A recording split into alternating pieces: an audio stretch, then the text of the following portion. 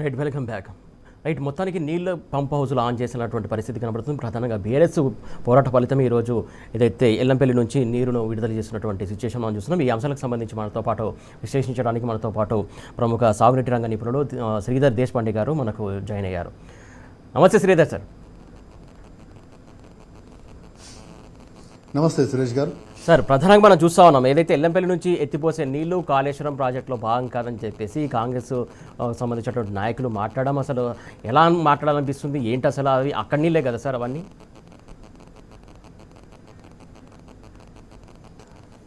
ఇది ఇప్పుడు కొత్తగా కాదండి, ఇది చాలా కాలం నుంచి కాళేశ్వరం మీద విమర్శకులు, రాజకీయ నాయకులు ఇదంతా కూడా కాళేశ్వరంలో భాగంగా నిర్మాణమైనటువంటి ఈ లింక్ 2ని ఎల్లంపల్లి నుంచి మిడ్మానేరుకి ఏదైతే లింక్ 2 ఉందో ఆ లింక్ 2లో ప్రవహించే నీళ్లు, తర్వాత లింక్ 4లో ప్రవహించే నీళ్లు ఎల్లంపల్లి నుంచి కనుక తీసుకుంటే వాటిని ఎల్లంపల్లి నీళ్ళు అంటారు తప్పితే కాళేశ్వరం నీళ్ళు అనడానికి వాళ్ళు సాహసం అంటే ఒప్పుకోవడం లేదు, వాళ్ళ మనసు ఒప్పుకోవడం లేదు. నిజానికి కాళేశ్వరం ప్రాజెక్టులో ఎల్లంపల్లి, మిడ్మానేరు రెండు కూడా విడదీయలేని భాగాలుగా మారిపోయాయి. అవి రెండు బ్యాలెన్సింగ్ రిజర్వాయర్స్గా ఉన్నాయి. నిజానికి ఒకవేళ ప్రణయిత చేవేళ్ల కనుక యథాతథంగా అమలై ఉన్నా కూడా ఎల్లంపల్లి, మిడ్మానేరు రెండు ఆ ప్రణయిత చేవేళ్లలో భాగంగా అయి ఉండేవి.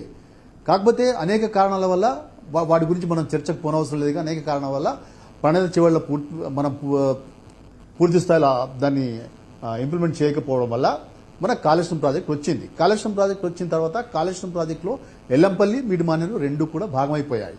కాబట్టి కాళేశ్వరం ప్రాజెక్ట్ ఎటువంటిదంటే మిగతా ప్రాజెక్టుతో పోల్చినప్పుడు మిగతా ప్రాజెక్టులలో ఒకటే సోర్స్ ఉంటుంది. ఉదాహరణకి శ్రీరామ్ సాగర్ ఉందనుకోండి, దానికి ఒకటే సోర్సు.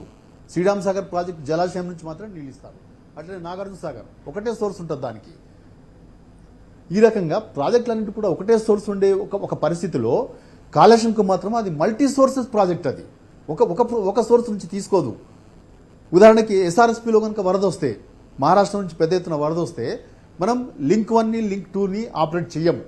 అక్కడి నుంచే వరద కాలువ ద్వారా మిడ్మానేరుకు వస్తాయి, కాకతీయ కాలువ ద్వారా ఎల్ఎండికి వస్తాయి, నదిలో ద్వారా ఎల్లంపల్లికి వస్తాయి. అంటే మొత్తంగా ఎస్ఆర్ఎస్పీలో వరద కనుక అవైలబుల్ ఉంటే, ఎస్ఆర్ఎస్పీకి వరద వస్తే కనుక గ్రావిటీ ద్వారానే 3 సోర్సెస్కి వస్తాయి. అవన్నీ కూడా కాళేశ్వరం సిస్టంలో భాగంగా కాళేశ్వరం సిస్టమ్ ద్వారానే ఇతర ప్రాజెక్టులకి లేదా పంట భూములకి, ఇతరతర చెరువులకి, కాలువలకి అక్కడి నుంచి వెళ్తాయి.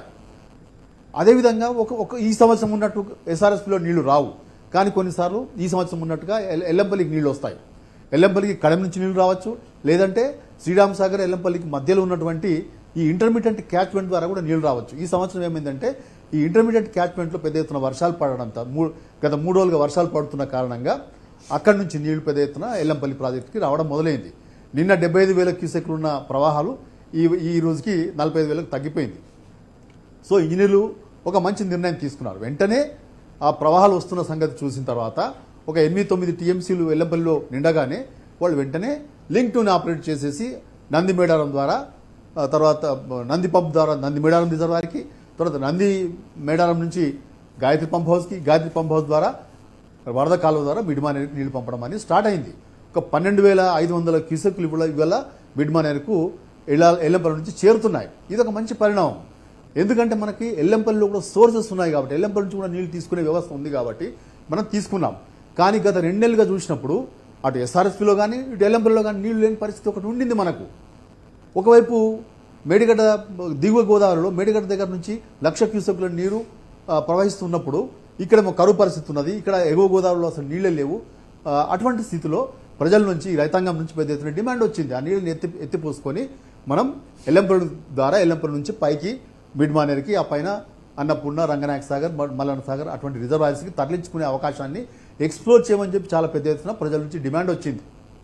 కానీ ప్రభుత్వం ఏం చేసిందంటే ఎన్డీఎస్ఏని సాగు చూపించి, ఎన్డీఎస్ఏ వద్దన్నది కాబట్టి అన్నారం సుందిళ్ళ బ్యారేజ్లో ఇంకా ప్రమాదకరమైన పరిస్థితులు ఉన్నాయి. అక్కడ నీళ్లు నింపితే అది కొట్టుకపోతుంది.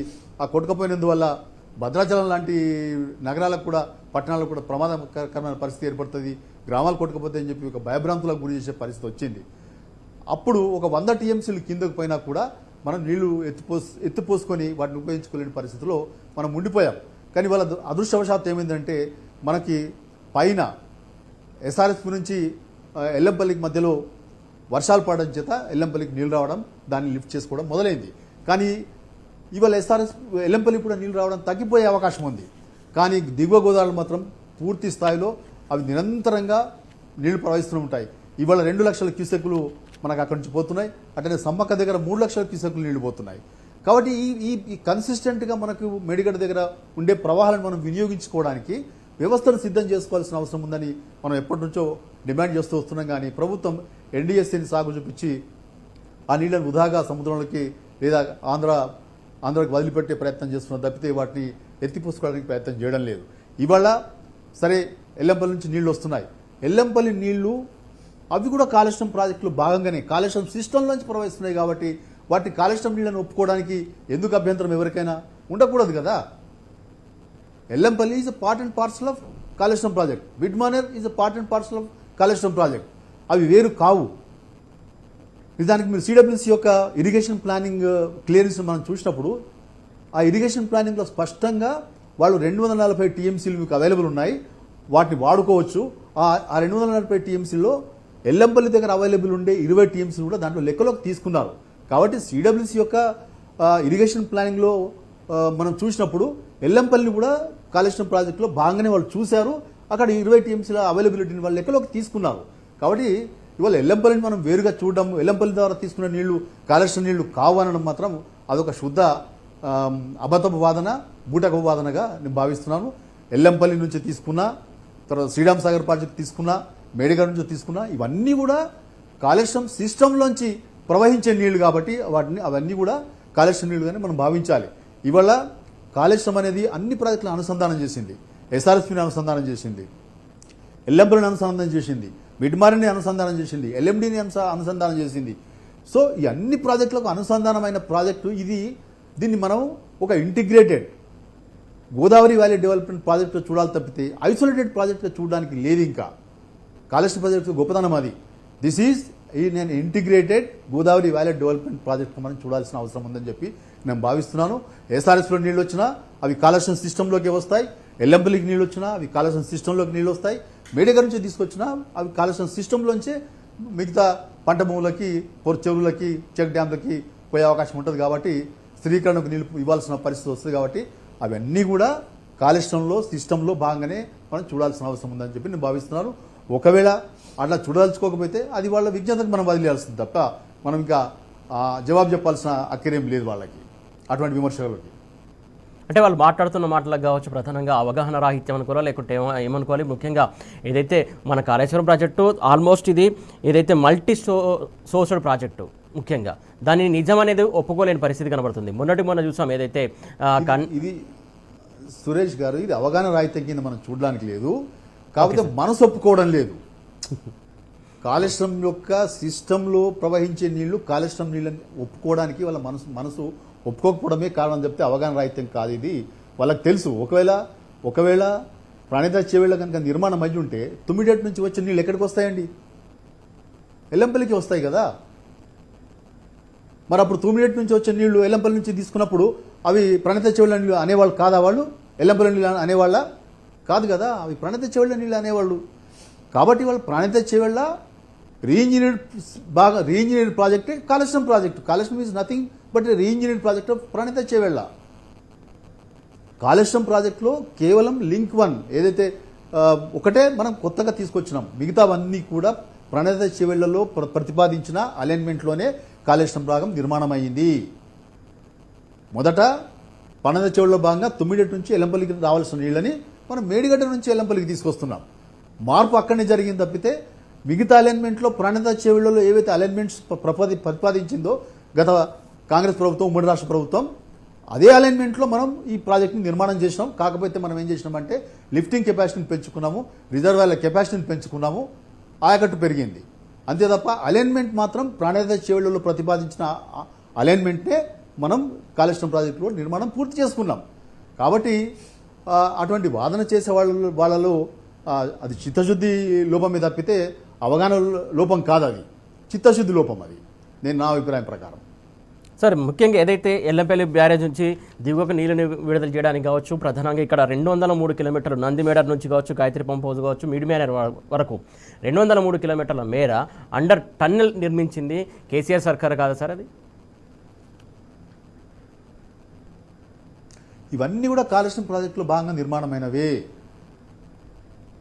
ఎల్లంపల్లి ప్రాజెక్టు ఒక ప్రత్యేకమైన ప్రాజెక్టు శాంక్షన్ అయినప్పటికీ కాళేశ్వరం ప్రాజెక్టు వచ్చిన తర్వాత అది ఎల్లంపల్లి ప్రాజెక్టులో భాగమైంది. నిజానికి ఉమ్మడి రాష్ట్రంలో ప్రారంభమైన ప్రాజెక్టు అయినప్పటికీ ఎల్లంపల్లిని పూర్తి చేసింది తెలంగాణ రాష్ట్రం వచ్చిన తర్వాతనే ఆ ప్రాజెక్టు పూర్తి అయిపోయింది. దాంట్లో అనేక సమస్యలు ఉండేవి.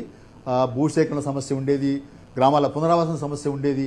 అట్లనే పైన మనకు ఒక కరీంనగర్ని ఆదిలాబాద్ జిల్లాని కలిపే ఒక లో లెవెల్ బ్రిడ్జ్ ఉండేది అక్కడ రాయపట్నం దగ్గర. ఆ లో లెవెల్ బ్రిడ్జ్ని మనం హై లెవెల్ బ్రిడ్జ్గా మార్చకపోతే ఎఫ్ఆర్ఎల్ దాకా నీళ్ళు నింపే పరిస్థితి ఉండేది కాదు.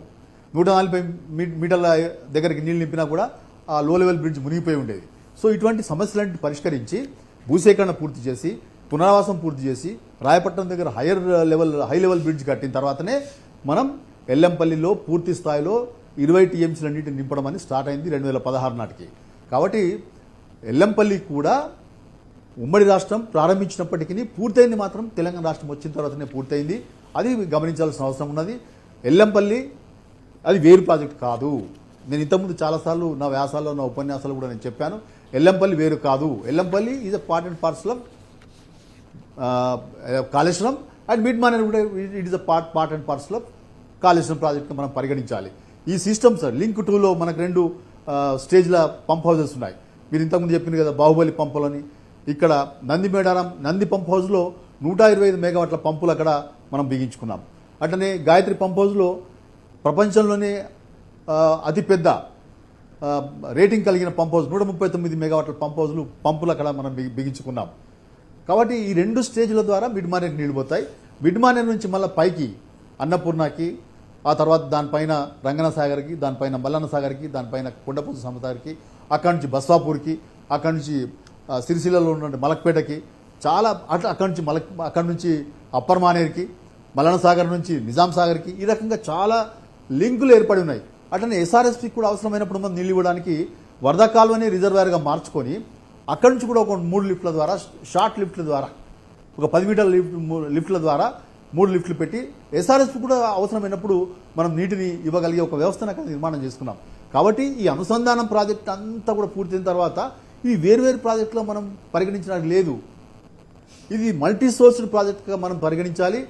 ఎక్కడ నీళ్లున్నా అక్కడి నుంచి నీళ్లు తీసుకోవడానికి కాళేశ్వరం ప్రాజెక్టులో వెసులుబాటు ఉన్నది.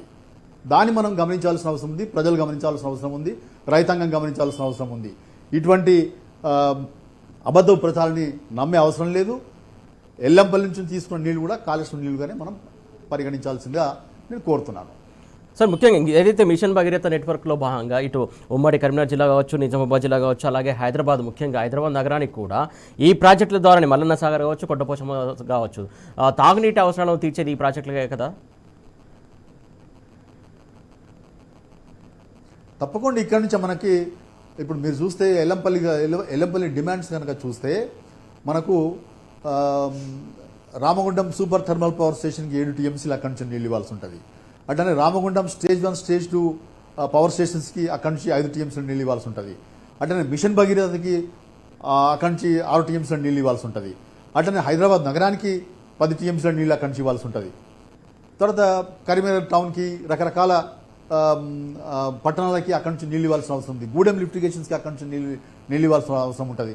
సో ఎల్లంపల్లి చాలా కీలకమైన ఒక బ్యాలెన్సింగ్ రిజర్వాయర్గా మనకు ఉపయోగపడే అవకాశం ఉంది. కాబట్టి దాని మీద డిమాండ్స్ ఒక 60 టీఎంసీల డిమాండ్స్ అక్కడ ఉన్నాయి. ఆ డిమాండ్స్ నెరవేర్చాలంటే ఎల్లంపల్లిని కనీసం సంవత్సరానికి 2-3 సార్లు ఫిలప్ చేయాల్సిన అక్కర ఉంటుంది.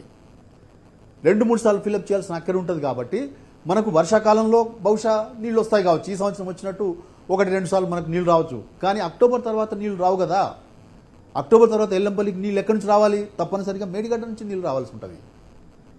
కాబట్టి ఎల్లంపల్లి మీద ఉన్నటువంటి డిమాండ్స్ ఏవైతే ఉన్నాయో, అవసరాలు ఏవైతే ఉన్నాయో అవి తీర్చాలంటే తప్పనిసరిగా అక్టోబర్ తర్వాత మనం మేడిగడ్డ నుంచి నీటిని లిఫ్ట్ చేసుకొని ఎల్లంపల్లిలో స్టోర్ చేసుకుంటే తప్ప, మిడ్మానేర్లో స్టోర్ చేసుకుంటే తప్ప, వాటి పైన ఉన్న నీటిని రిజర్వాయర్స్లో స్టోర్ చేసుకుంటే తప్ప మనం అక్టోబర్ తర్వాత 8 నెలల పాటు జరిగే ఈ తాగునీటి అవసరాలు కానీ, లేదా రబీలో సాగునీటి అవసరాలు కానీ మనం తీర్చే పరిస్థితి లేదు.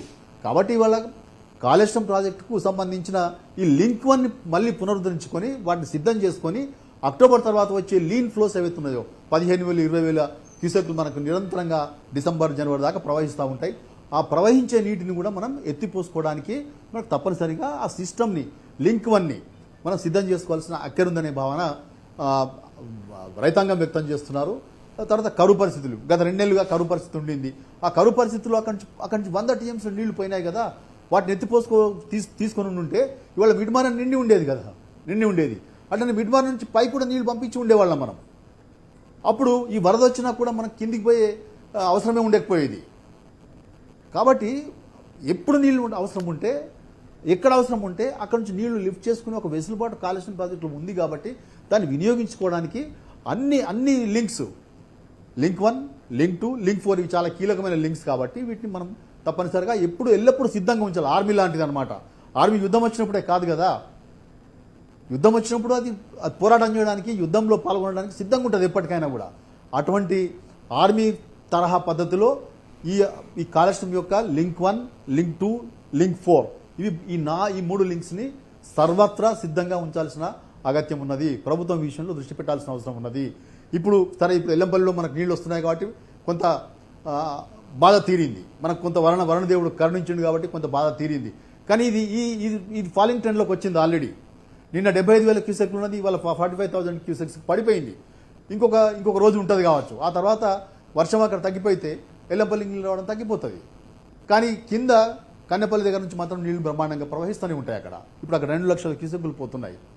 కాబట్టి ఆ సిస్టంలో ఉన్నటువంటి లింక్ 1ని పూర్తి స్థాయిలో సిద్ధం చేయాల్సిన అక్కర ఉన్నది.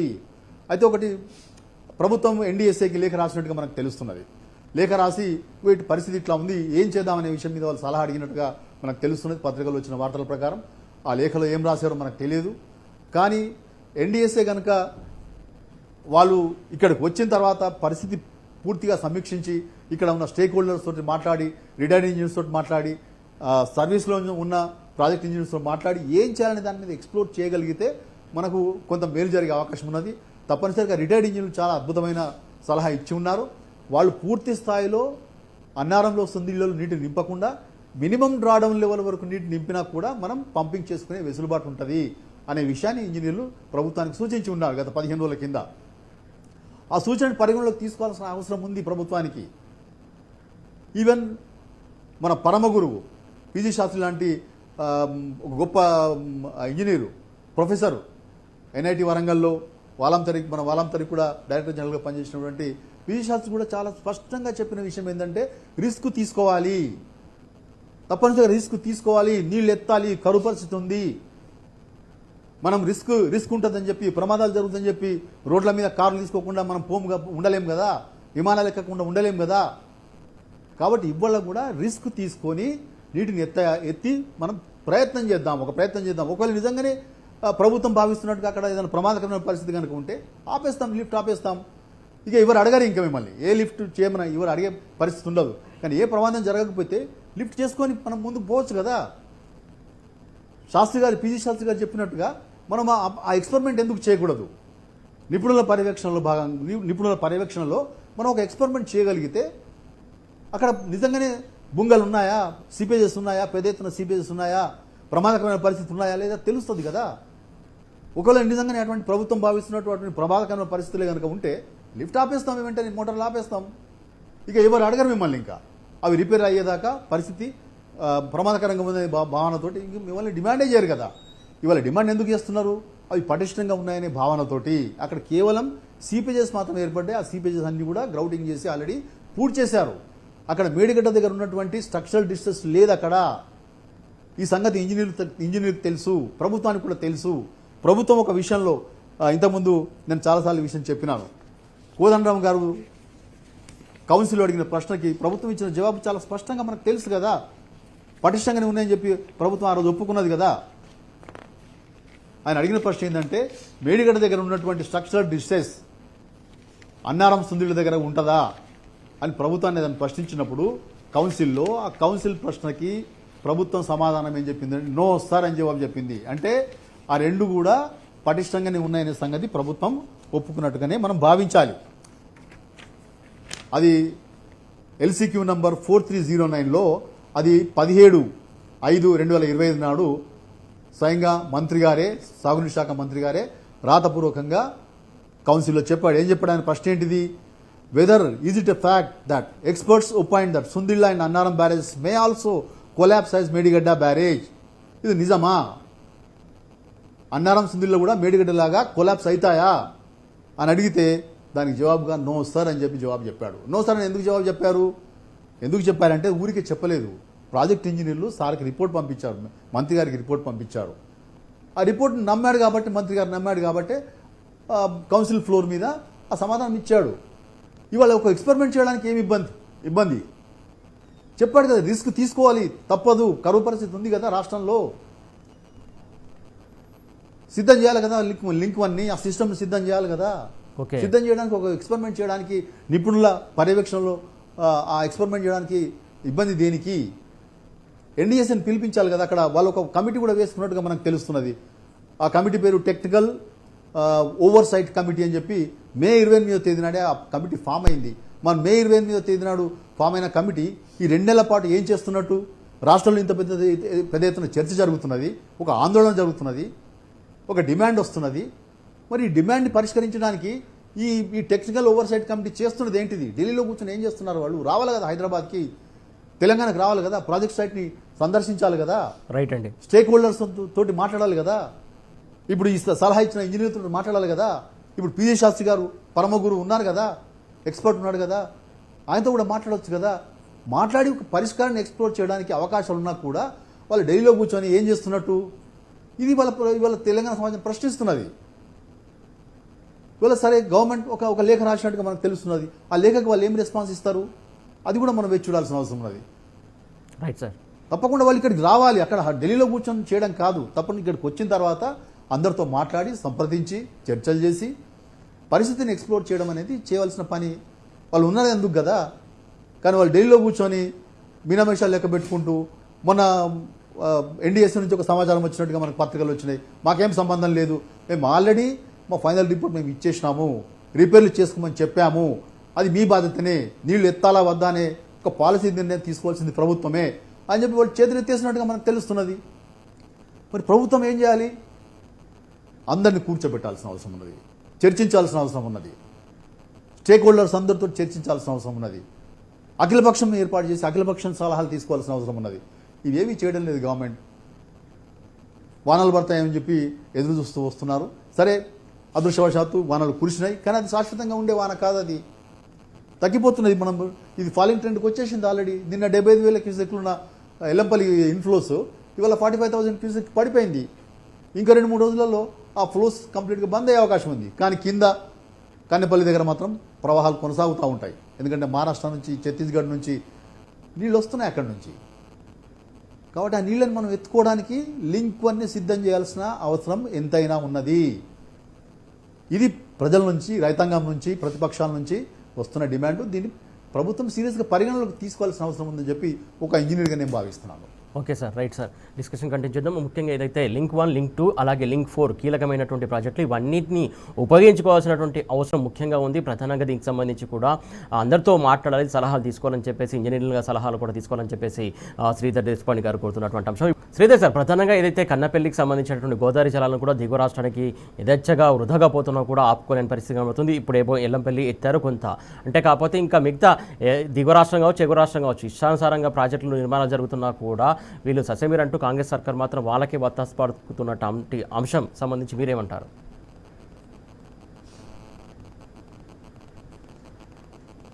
ఇప్పుడు మీరన్నట్టు కింద వాళ్ళు ఆంధ్రప్రదేశ్ రాష్ట్రం మాత్రం వాళ్ళ ప్రాజెక్టులు అన్నీ కూడా ఆపరేషన్లో పెట్టారు.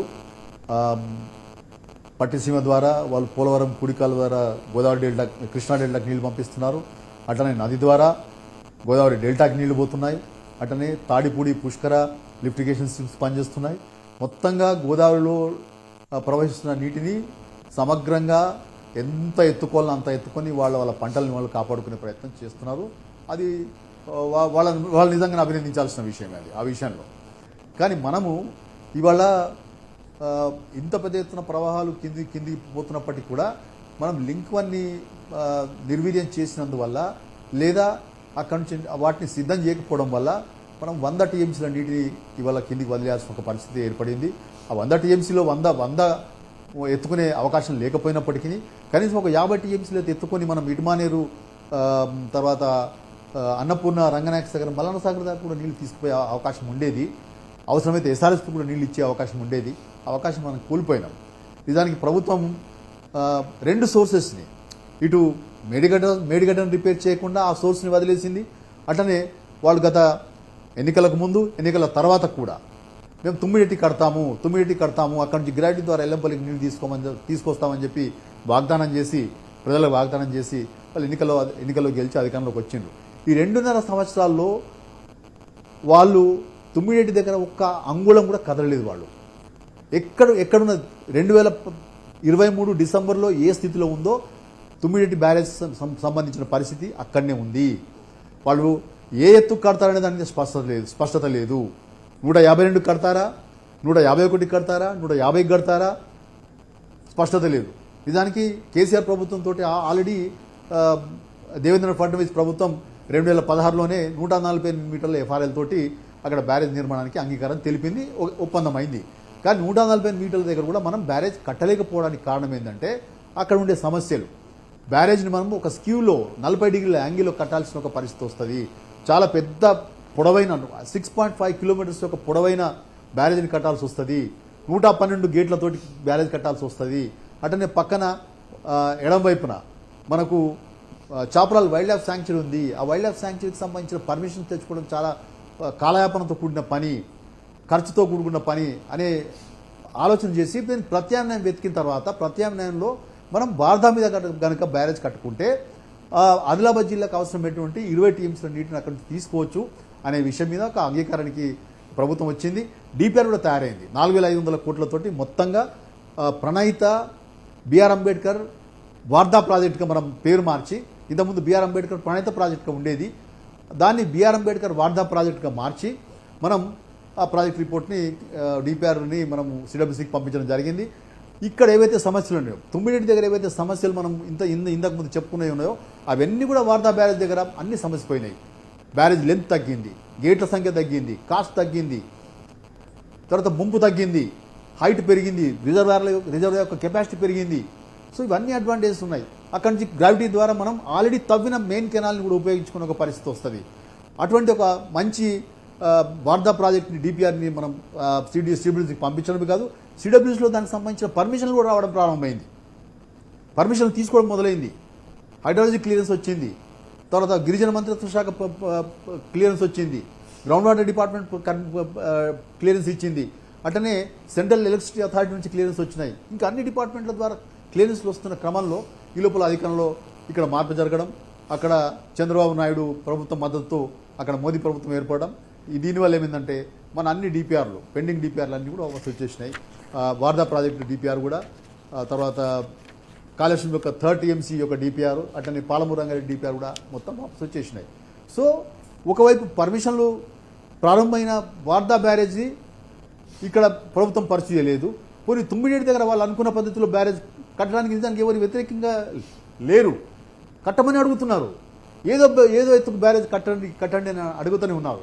కానీ ఇప్పటిదాకా పురోగతి లేదు, మహారాష్ట్రతో చర్చనే లేదు అసలు. ఇప్పుడు 148కి మించి అక్కడ మనం బ్యారేజ్ కట్టాలంటే తప్పనిసరిగా గతంలో చేసిన అగ్రిమెంట్కి అమెండ్మెంట్ జరగాల్సిన అవసరం ఉన్నది. 148కి కంటే ఒక మీటర్ ఎక్కువైనా కూడా మహారాష్ట్ర గవర్నమెంట్ దానికి ఒప్పుకోవాల్సి ఉంటుంది. మహారాష్ట్ర గవర్నమెంట్ తోటి చర్చ చేసి వాళ్ళ అంగీకారం పొందిన తర్వాతనే మనం ముందుకు పోవాల్సి వస్తుంది. అంటే అగ్రిమెంట్లో మార్పు జరగాల్సిన అవసరం ఉంది. ఆ అగ్రిమెంట్కి సంబంధించిన మార్పు, అమెండ్మెంట్కు సంబంధించిన చర్చలు కానీ ఈ 2 ఏళ్లలో ఎన్నడూ కూడా మనం చూసిన పాపన పోలేదు. ఇవాళ ప్రభుత్వం లేఖ రాష్ట్రంగా తెలుస్తున్నది. ఆ లేఖ ద్వారా మరి 2 రాష్ట్రాల మధ్య ఒప్పందం జరిగి ఏదైనా పురోగతి జరిగితే సంతోషం. తుమ్మిడెట్టి బ్యారేజ్ కట్టమని అడుగుతున్నాం మనం, లేదా వార్దా బ్యారేజ్ కట్టమని అడుగుతున్నాం. ఏదో ఒకటి. ఆదిలాబాద్ జిల్లాకి ఇప్పుడు నీళ్ళు అవసరం ఉన్నాయి. 2 లక్షల ఎకరాలకు నీళ్ళు ఇవ్వాల్సిన అక్కర ఉంది. ఆ నీళ్ళని ఇవ్వడానికి ఏదో ఒక సోర్స్ క్రియేట్ చేయాల్సిన అవసరం ఉన్నది. అయితే వార్దా బ్యారేజ్ కడతారా, లేకపోతే తుమ్మిడెట్టి దగ్గర బ్యారేజ్ కడతారా అనే విషయం మీద ఒక స్పష్టమైన వైఖరితోటి, స్పష్టమైన ప్రణాళికతోటి మహారాష్ట్ర దగ్గరికి వెళ్ళాలి. మహారాష్ట్రను ఒప్పించుకోవాల్సిన అవసరం ఉన్నది. ఇవాళ పత్రికలు రాసిన దాని ప్రకారం చూస్తే వార్దా మీద ఒక బ్యారేజీ, తర్వాత వైన్గంగా మీద ఒక బ్యారేజ్ కట్టి రెండింటికి మధ్యలో అనుసంధానంగా ఒక నాన్ ఓవర్ఫ్లో డ్యామ్ కూడా కట్టడానికి ప్రయత్నం చేస్తున్నట్టు కనబడుతున్నది. అది చాలా కాస్ట్లీ వ్యవహారంగా చూస్తే కనబడి 135 గేట్లు నిర్మాణం చేయాల్సిన ఒక పరిస్థితి వస్తున్నది. ఇది నిజంగా అంత పెద్ద ఎత్తున అక్కడ తుమ్మిడి దగ్గర ఆ బ్యారేజ్ నిర్మాణం అవసరమా అనేది ఆలోచించుకోవాల్సిన అవసరం ఉన్నది. అది సమీక్ష చేసుకోవాల్సిన అవసరం ఉన్నది. నిజంగానే అది వర్కబుల్ అయితే కానివ్వండి, మహారాష్ట్ర ప్రభుత్వం ఒప్పుకుంటే కనుక దానికే కానివ్వండి. కానీ ఏదో ఒక రకంగా అక్కడ బ్యారేజ్ నిర్మాణం జరిగి ఆ సోర్స్ క్రియేట్ అవుతే కనుక మనకు ఎంతో కొంత ఉపయోగకరంగా మారే అవకాశం ఉన్నది. దాన్ని ఎవరు వ్యతిరేకించడం లేదు, ఏ పార్టీ ఎవరు వ్యతిరేకించడం లేదు. అది తుమ్మిడేటి వ్యవహారం అంతా కూడా ఒక కొయ్యగూరం వ్యవహారంలాగా మారిపోయిందని చెప్పి నేను గతంలోనే ఒక వ్యాసం రాసి ఉన్నాను. నిజంగా కూడా ఇవాళ పరిస్థితి అట్టనే కనబడుతున్నది. ఏ పురోగతి లేదు. 2023 డిసెంబర్లో ఏ పరిస్థితి ఉన్నదో తుమ్మిడి దగ్గర ఇవాళ కూడా అదే పరిస్థితి కొనసాగుతున్నది. ఇది మారాలి తప్పనిసరిగా. అక్కడ కూడా సోర్స్ క్రియేట్ చేయాలనుకుంటే ప్రభుత్వం కనుక చేయాలనుకుంటే చేయాలి. అదేవిధంగా మేడిగడ్డ బ్యారేజ్కి సంబంధించిన పునరుద్ధరణ పనులు పూర్తి కావాలి. ఇప్పటికే పరీక్షలు అయిపోయినాయి అంటున్నారు. డిజైన్లు పూర్తి చేసి కనీసం వచ్చే వానాకాలానికో లేదా వచ్చే రబీ సీజన్కైనా తుమ్మిడి మన మేడిగడ్డ బ్యారేజ్ని పునరుద్ధరించి 2 అన్నారం సుందిళ్ళ బ్యారేజీలను కూడా పునరుద్ధరించి పూర్తి స్థాయిలో కాళేశ్వరం ప్రాజెక్ట్ని మళ్ళా వినియోగంలోకి తీసుకోవాల్సిన అగత్యం ఉందని చెప్పి నేను భావిస్తున్నాను. ఈ 2.5 సంవత్సరాల కాలంలో ఇటు మేడిగడ్డ పూర్తి కాలేదు, అటు తుమ్మిడెట్టి పూర్తి కాకపోవడం చేత ప్రణహిత నుంచి వచ్చే నీళ్ళన్నీ కూడా వృధాగా కిందికి వెళ్ళిపోతున్నాయి. కింద ఆంధ్రప్రదేశ్ ప్రభుత్వం వాటిని సమర్థవంతంగా వినియోగించుకుంటున్నది. ఇది నిజంగా మన రైతాంగం ఏం పాపం చేసిందనే ప్రశ్న వస్తున్నది. వాళ్ళేమో మనం వదిలిపెట్టుకున్న నీళ్ళని వాడుకుంటున్నారు, మన రైతాంగం నీళ్ళ కోసం చకోర పక్షులాగా ఎదురు చూస్తూ ఉన్నారు. అటు ఆదిలాబాద్ జిల్లా ప్రజలు కానీ, ఇటు కాళేశ్వరం ప్రాజెక్టు ఆయకట్లో ఉన్నట్టు రైతాంగం కానీ, ఎస్ఆర్ఎస్పి రైతాంగం కానీ, అటు నిజాం సాగర్ రైతాంగం కానీ నీళ్ళ కోసం చూస్తున్నారు. ఇవాళ ఈ పరిస్థితి నీళ్లు ఉన్నప్పటికీ ఈ పరిస్థితి ఎదుర్కోవడం అనేది దురదృష్టకరమైన పరిణామంగా నేను భావిస్తున్నాను. తప్పనిసరిగా ప్రభుత్వం కనుక చిత్తశుద్ధుడు ఆలోచిస్తే నెక్స్ట్ 2027 వానాకాలానికి లేదా యాసంగి పంటకి మనం మేడిగడ్డను పునరుద్ధరించాలి. తర్వాత అన్నారం బ్యారేజ్ని పునరుద్ధరించాలి. లింక్ అన్ని వినియోగంలోకి పెట్టాల్సిన అవసరం ఉందని చెప్పి నేను భావిస్తున్నాను. తుమ్మిడేట్ అయితే ఎట్లాగూ అది ఇప్పట్లో అయ్యే పని కాదు. అది ఒక బ్యారేజ్ నిర్మాణానికి మహారాష్ట్ర ప్రభుత్వం అంగీకరించినా కూడా దాని నిర్మాణానికి 2-3 ఏళ్ల కాలం పడుతుంది. కాబట్టి ఇమ్మీడియట్గా మనకు నీటి సోర్స్ మేడిగడ్డ దగ్గర పునరుద్ధరించుకోవాల్సిన అగత్యం ఉందనే సంగతి చెప్తున్నాను. దాని మీద ప్రభుత్వం శ్రద్ధ వహించాల్సిందిగా నేను కోరుతున్నాను. Right sir, thank you sir, thank you so much Sridhar sir, thank you. So మనం చూస్తున్నాం కదా, ఏదైతే కాళేశ్వరం లింక్ 1 ప్రాజెక్టు, అలాగే లింక్ 2, అలాగే లింక్ 4 ప్రాజెక్టు చాలా ముఖ్యమైనటువంటి ప్రాజెక్టులు. ఇవన్నింటికి కూడా మనం ఉపయోగించుకోవాల్సినటువంటి అవసరం ఉంది. ఖచ్చితంగా ఎమర్జెన్సీ కోసమే కాదు, ముందు జాగ్రత్త చూపుతోటి ఖచ్చితంగా నీటిని ఒడిసి పట్టుకోవాలి, దాచుకోవాలి. ఖచ్చితంగా రైతాంగానికి కావచ్చు, సాగునీటికి కావచ్చు, తాగునీటికి కావచ్చు, ఈ ప్రాజెక్టుల ద్వారానే నీరు అందే అవకాశం ఉంది. ప్రధానంగా ఏదైతే ఎన్డీఎస్ఏని అడ్డం పెట్టుకొని ఇలా పడవ పెట్టడం సరైంది కాదు. ప్రధానంగా మేడిగడ్డ బ్యారేజ్ కూడా రిపేర్ చేయాలి. ఖచ్చితంగా వచ్చే సంవత్సరానికన్నా కూడా ప్రజలకు అది దాని ఫలాలు అందించేలాగా చర్యలు తీసుకోవాలి. కాంగ్రెస్ సర్కార్ ఇంత నియంతలాగా ఉండకూడదు, ఆలోచించాలి, ఇప్పటికైనా పునరాలోచించాలని చెప్పేసి శ్రీధర్ గారు కోరుతున్నటువంటి అంశం ఇది. ఇవాల్టి బరాబర్. Keep watching tea news.